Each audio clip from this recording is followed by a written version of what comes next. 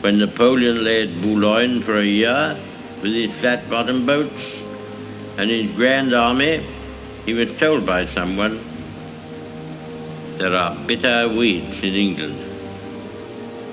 There are certainly a great many more of them since the British Expeditionary Force returned. Sir, I have myself full confidence that if all do their duty, if nothing is neglected, and if the best arrangements are made, as they are being made, we shall prove ourselves once more able to defend our island home, to ride out the storm of war, and to outlive the menace of tyranny, if necessary for years, if necessary alone. At any rate, that is what we are going to try to do. That is the resolve of His Majesty's government, every man of them. That is the will of Parliament and the nation, the British Empire and the French Republic, linked together in their cause and in their need, will defend to the death their native soil, aiding each other like good comrades to the utmost of their strength. We shall go on to the end. We shall fight in France. We shall fight on the seas and oceans. We shall fight with growing confidence and growing strength in the air. We shall defend our island, whatever the cost may be. We shall fight on the beaches. We shall fight on the landing grounds. We shall fight in the fields and in the streets. We shall fight in the hills. We shall never surrender.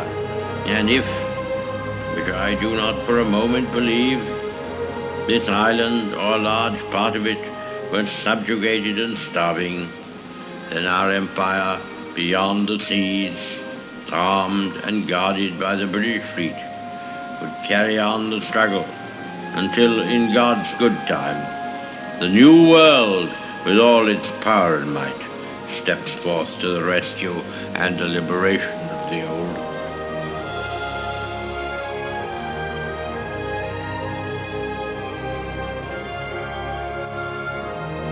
The great air battle, which has been in progress over this island for the last few weeks, has recently attained a high intensity. It is too soon to attempt to assign limits either to its scale or to its duration. We must certainly expect that greater efforts will be made by the enemy than any he has put forth.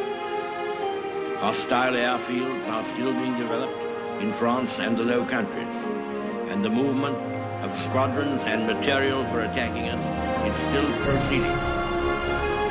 It is quite plain, sir, that Herr Hitler could not admit defeat in his air attack on Great Britain without sustaining most serious injury.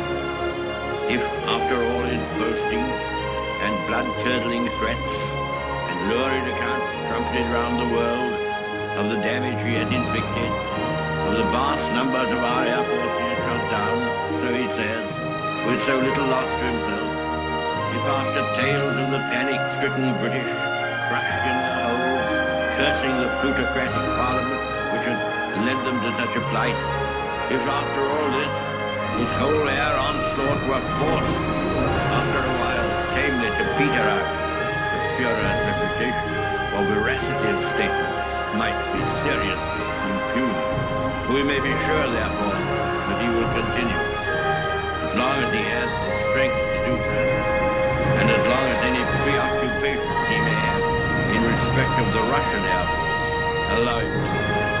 On the other hand, the conditions and course of the fighting have so far been favorable to us. I told the House 2 months ago that whereas in France our fighter aircraft were wont to inflict a loss of 2 or 3 to 1 upon the Germans, and in the fighting at Dunkirk, which was a kind of no man's land, a loss of about 3 or 4 to 1, we expected that in an attack on this island we should achieve a larger ratio.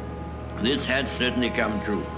It must also be remembered that all the enemy machines and pilots which are shot down over our island or over the seas which surround it are either destroyed or captured, whereas a considerable proportion of our machines and also of our pilots are saved and soon again, in many cases, come into action. The gratitude of every home in our island, in our empire, and indeed throughout the world, except in the abodes of the guilty, goes out to the British airmen who, undaunted by odds, unwearied in their constant challenge and mortal danger, are turning the tide of the world war by their prowess and by their devotion. Never in the field of human conflict was so much owed by so many to so few.